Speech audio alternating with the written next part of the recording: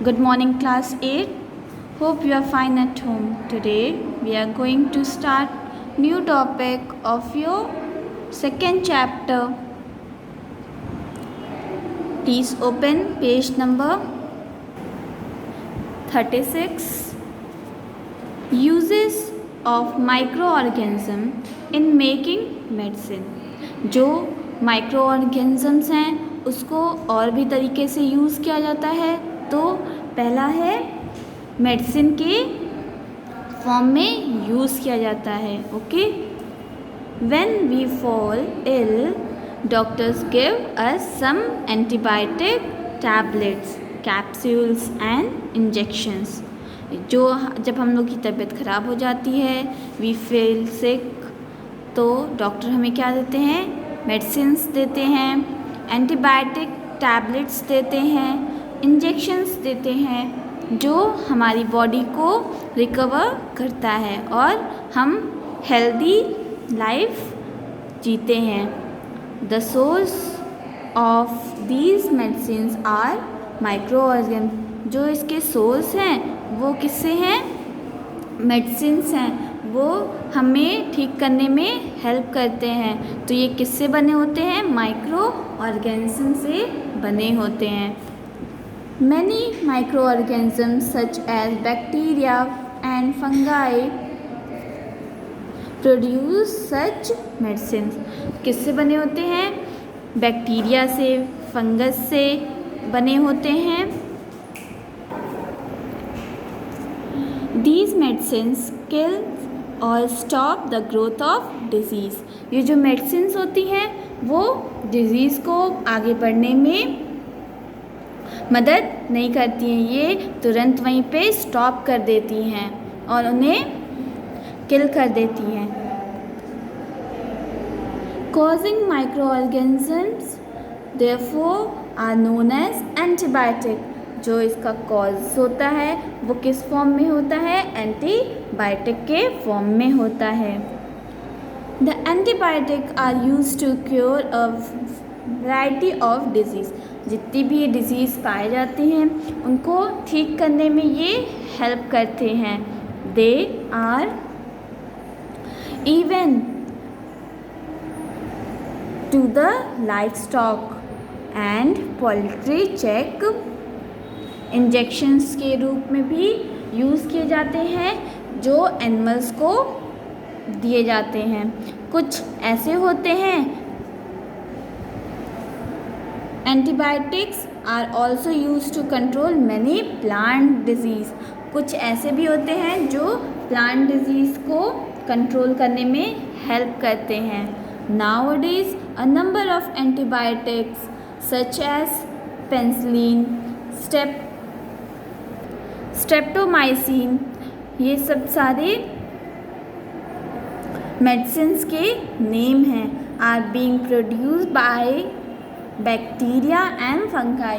जो बैक्टीरिया और फंगाई में इनका मेन यूज़ होता है और इससे मेडिसिन्स बनाई जाती हैं।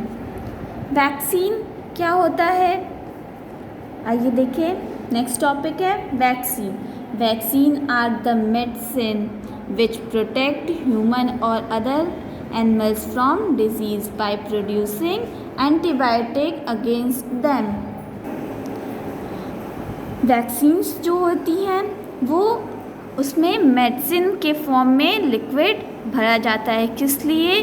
कि जो अदर डिजीज़ होती हैं उनको ठीक करने के लिए। अगर हम वैक्सीन ले लेते हैं तो हमारी बॉडी को वो डिज़ीज़ से प्रोटेक्ट करता है, इसीलिए हम वैक्सीन लेते हैं। Example Covid. आप कोविशील्ड, कोवैक्सीन इस टाइम पे सबको लेना ज़रूरी है। ओके, क्यों? क्योंकि जो कोविड है उससे प्रोटेक्ट करता है हमें वैक्सीन। ओके, तो वैक्सीन का क्या नाम है? Covishield and Covaxin.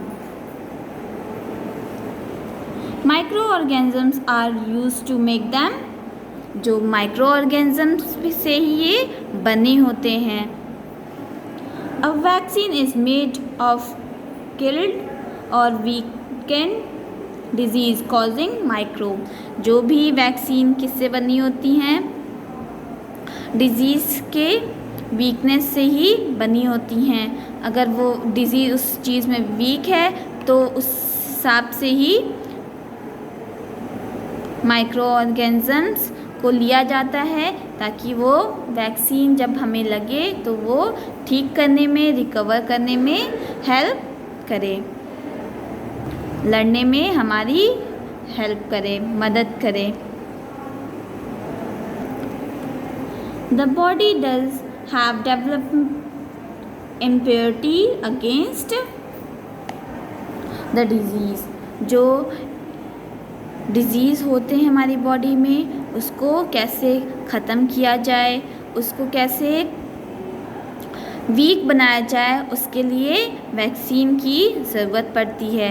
इसीलिए हम लोग वैक्सीनेशन लगवाते हैं कि हमें वो डिज़ीज़ ना हो, अगर हो तो हम उससे फाइट लड़ सकें। Vaccine helps prevent a number of disease. जो वैक्सीन होता है वो हमें बहुत सारी डिज़ीज़ से हेल्प करता है कि हमें वो डिज़ीज़ ना हो और हम उस वैक्सीन लगाने से ठीक हो जाएं। Example typhoid, cholera, tuberculosis, chicken pox, malaria, polio etcetera. Let's see next point. जो मेडिसिन्स होती हैं, जो माइक्रो ऑर्गेनिजम्स होते हैं वो मेडिसिन्स के भी रूप में हेल्प किए जाते हैं। और भी कुछ यूज़ में क्या किए जाते हैं, जैसे uses of micro organisms in agriculture. जो एग्रीकल्चर होता है उसमें भी माइक्रो ऑर्गेनिजम्स यूज़ होते हैं। Blue green algae and some bacteria such as rhizobium are able to fix nitrogen from the atmosphere. जो नाइट्रोजन होता है उसको फिक्सेशन में हेल्प करते हैं।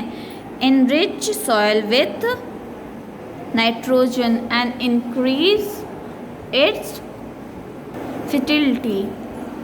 जो माइक्रो ऑर्गेनिजम्स होते हैं वो डेवलपमेंट में भी हेल्प करते हैं। किसमें? एग्रीकल्चर में, मेडिसिन्स में, इन सब में इनका बहुत यूज़ होता है। अगर माइक्रो ऑर्गेनिजम्स का यूज़ नहीं होता तो डेवलपमेंट या ग्रोथ नहीं हो पाती। इसीलिए हम लोग माइक्रो ऑर्गेनिजम्स को हर फील्ड में यूज़ करते हैं। Next point, uses of micro organisms in cleaning the atmosphere. जो एटमॉस्फेयर है उसको भी क्लीन करने में हेल्प होती है माइक्रो ऑर्गेनिजम्स की। हम उससे अपने एनवायरनमेंट को ठीक कर सकते हैं। Every day you see the dead plant and animals laying around and collected by the CV agencies. जितने भी प्लांट्स एंड एनिमल्स मर जाते हैं उनको एक जगह पे कलेक्ट किया जाता है। क्यों? क्योंकि उनको यूज़ करने के लिए।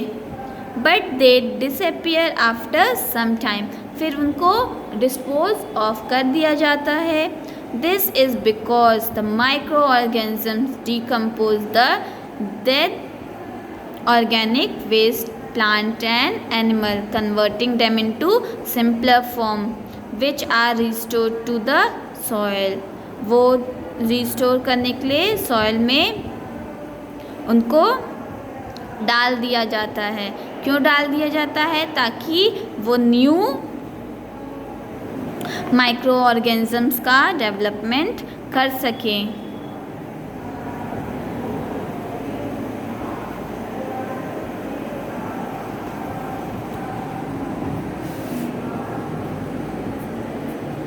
Do in your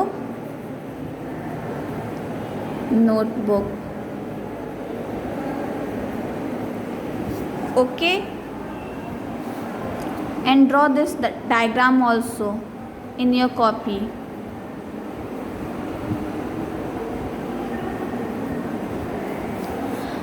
कुछ ऐसे माइक्रो ऑर्गेनिजम्स होते हैं जो हमारी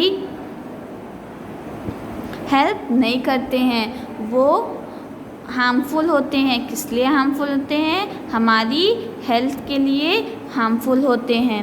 we have all heard of cholera, common cold, chicken pox, HIV, AIDS, tuberculosis and fever that affect the human health. जितने ये cholera, fever, cold, chicken pox, HIV, AIDS, tuberculosis, ये हमारी बॉडी को effect करते हैं और जिससे हमारी हेल्थ पे बहुत ज़्यादा असर पड़ता है। They effect the human health as they are disease that inflict human body. जो हमारी ह्यूमन बॉडी है उसको इन्फ्लेक्ट करता है। They inflict the human body in the number of ways. जो हमारी ह्यूमन बॉडी है उसको नंबर ऑफ वेज में इफ़ेक्ट करता है। और एक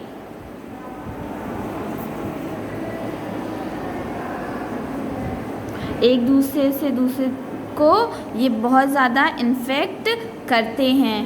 okay, disease causing micro organism. कुछ ऐसे डिजीज़ होते हैं जो माइक्रो ऑर्गेनिजम्स कॉज करते हैं। The disease causing micro organisms enters our body through air, water, food, through direct contact और थ्रू कैरियर्स। कभी कभी ये जो माइक्रो ऑर्गेनिजम्स डिजीज़ होती हैं वो एयर के थ्रू हमारी बॉडी में आ जाती हैं, वाटर के थ्रू हमारी बॉडी में आ जाती हैं, फूड के थ्रू आ जाती हैं और डायरेक्ट कांटेक्ट में भी आ जाते हैं। जब हम लोग एक साथ रहते हैं तो भी ये हो जाता है। इसको कम्युनिकेबल डिजीज़ कहते हैं। The disease that can spread from an infected person to the healthy person through air, water, food and physical contact are called communicable diseases. Examples क्या हैं? आइए देखें। Examples of such disease are flu, chicken pox, mumps, tuberculosis, cholera, typhoid, ringworm, common cold, malaria, dengue etcetera. ये सारे हमारे disease communicable disease हैं। आपके examination में ये पूछ सकता है, right the communicable disease with the example. कुछ ऐसे भी होते हैं जो किससे होते हैं? एनिमल्स और इंसेक्ट से हो जाते हैं, उन्हें कैरियर्स बोलते हैं। Some of the micro organisms are carried by some insect और animal. Such insects and animal are known as carriers. उन्हें कैरियर्स बोलते हैं। एग्जाम्पल्स क्या हैं? मॉस्किटो, जो मच्छर होते हैं आपके घरों में, mosquito and house fly are most common example of carrier. जो कैरियर का मोस्ट एग्जाम्पल क्या है? कॉमन एग्जाम्पल है मॉस्किटो एंड हाउस फ्लाई। इससे बहुत जल्दी हमें डिजीज़ होता है और इनके कांटेक्ट में आने से कैरियर माइक्रो ऑर्गेनिज्म होते हैं। नेक्स्ट पॉइंट क्या है? Food poisoning. जो फूड पॉइजनिंग कैसे होता है आइए देखें। Bacteria and fungus can grow on our food stuff. जो हमारे खाने हैं उन पे बैक्टीरिया या फंगस लग जाते हैं। कैसे? आप लोग ब्रेड को एक दिन अपने बॉक्स में बंद करके रख दो, 1 दिन 2 दिन 6 दिन के लिए आप रख दो, उसके बाद आप देखोगे उसके ऊपर बैक्टीरिया और फंगाई दोनों आ जाते हैं और जो हमारे फूड को ख़राब कर देते हैं। हमारी बुक में लिखा है bacteria and fungi can grow on our food stuff and spoil them, उनको ख़राब भी कर देते हैं। For example pouring of milk, rotating of food and vegetable and growth of molds on bread। मैंने आपको एग्जाम्पल दिया, जो molds होता है उस पर भी आ जाते हैं। These make the food poisonous, ये हमारे फूड को poisonous बनाते हैं। Eating such poisonous food can cause serious illness known as food poisoning. उन्हें हम क्या कहते हैं? फूड पॉइजनिंग कहते हैं। फूड प्रिवेंशन क्या होता है? फूड प्रिजर्वेशन ये होता है कि हम कैसे फूड को प्रिजर्व कर सकते हैं जिससे माइक्रो ऑर्गेनिज्म अटैक ना करें। Food poisoning can cause serious illness and even death in human being. जो फूड प्रिजर्वेशन होता है उससे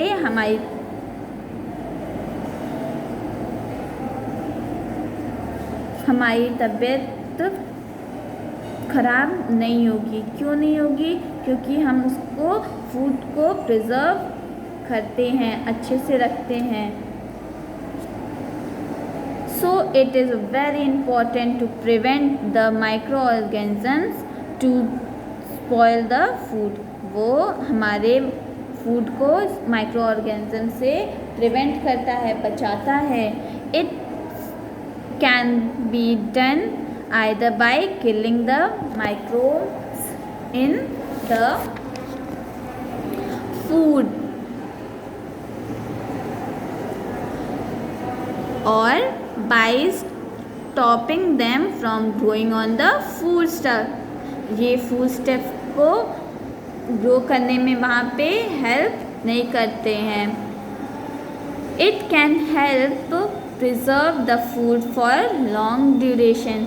जो हमारे फूड हैं उनको लॉन्ग ड्यूरेशन के लिए इसको प्रिजर्व किया जाता है।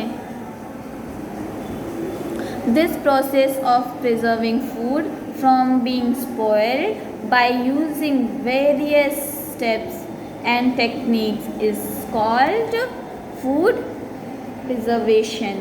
उनको हम कहते हैं food preservation। There are various methods used to preserve food as mentioned below।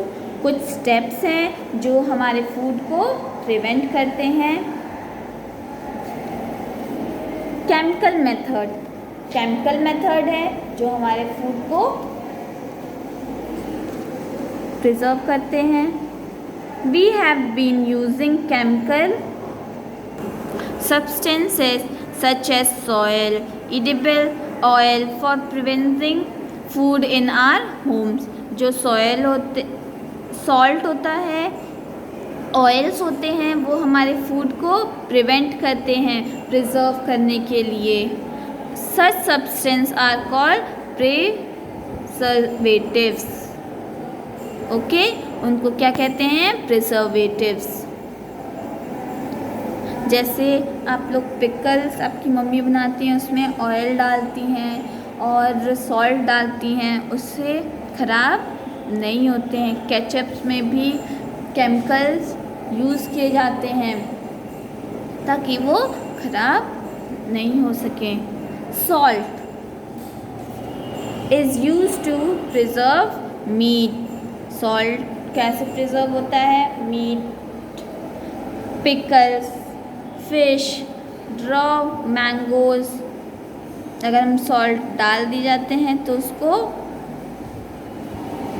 Prevention मिल जाता है। It prevents the growth of bacteria. वहाँ पे बैक्टीरिया नहीं होता है। बाय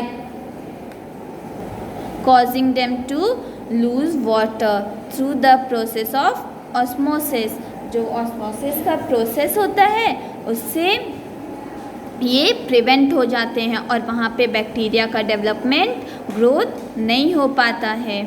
नेक्स्ट पॉइंट, शुगर भी एक प्रिवेंशन का बहुत बड़ा सोर्स है। किस में यूज़ होते हैं? Sugar inhibits the growth of bacteria as it reduce the moisture content of the food. जो फूड में मॉइस्चर कंटेन होता है उसमें अगर हम लोग शुगर डालते हैं तो वहाँ पे भी बैक्टीरिया को बढ़ने में हेल्प नहीं करता है। कैसे? जेली, जैम, स्क्वैश, ये सब में शुगर ऐड किया जाता है। Next point, oil and vinegar provides N environment for bacterial growth. जो ऑयल्स होते हैं, विनेगर्स होते हैं, उनको ग्रोथ करने में हेल्प नहीं करते हैं, उनको रोकते हैं, रिड्यूस करते हैं ताकि वहाँ पे बैक्टीरियल ग्रोथ नहीं हो सके। They are used to prevent vegetables, fruits, pickles, fish and meat. इनको हेल्प करते हैं ताकि वहाँ पे बैक्टीरियल डेवलपमेंट ना हो सके। Next point, heat and cold treatment. Heat and cold treatment क्या है? Let's see. High temperature kills the micro organisms, thus prevents their growth in the food stuff. जो फूड स्टफ होते हैं वहाँ पे माइक्रो ऑर्गेनिजम्स को किल करने के लिए हाई टेम्परेचर पे फूड को रखा जाता है ताकि जो भी माइक्रो ऑर्गेनिजम्स ग्रो करने हैं वो मर जाएं, किल हो जाएं। Similarly, low temperature inhibits the growth of microbes. उनको लो टेम्परेचर पे रखा जाता है ताकि वहाँ पे डेवलपमेंट ना हो सके।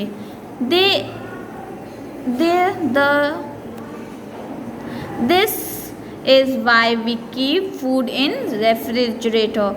जो हमारा फूड होता है उसको रेफ्रिजरेटर में इसीलिए रखा जाता है ताकि वहाँ पे माइक्रो ऑर्गेनिजम्स का डेवलपमेंट, ग्रोथ नहीं हो पाए और हमारा खाना अच्छे से रहे। When the food is taken out, the microbe starts growing again. जैसे ही हम उस फूड को बाहर निकालते हैं वैसे ही डेवलपमेंट टेक प्लेस कर लेता है। पेस्चराइजेशन क्या होता है? Pasteurisation is the heating of milk. जो पेस्चराइजेशन होता है उसको क्या कहते हैं? Heating of milk eight 70 degree Celsius from 15 to 30 second and suddenly cools and stored. जैसे हमारा मिल्क होता है उसको पेस्चराइज किया जाता है। कैसे उनको किया जाता है? क्योंकि हम लोग जब हीट करते हैं तो उसको 70 डिग्री सेल्सियस पे हीट कर दिया जाता है और फिर इसको कूल ठंडा होने के लिए रखते हैं, फिर उसको स्टोर किया जाता है। By doing so it kills most of the bacteria. जो भी रेस्ट बैक्टीरिया होते हैं उनको किल करने में हेल्प होती है। This process was drive from Louis Pasteur and so named pasteurisation.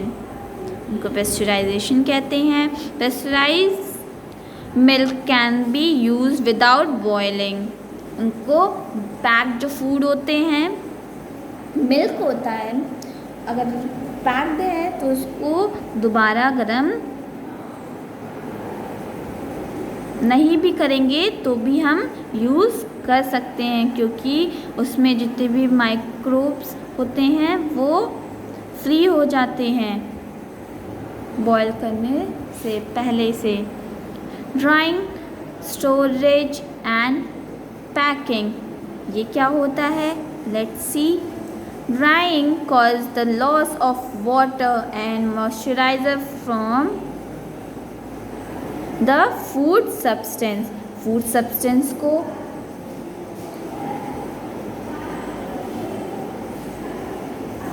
Help करते हैं.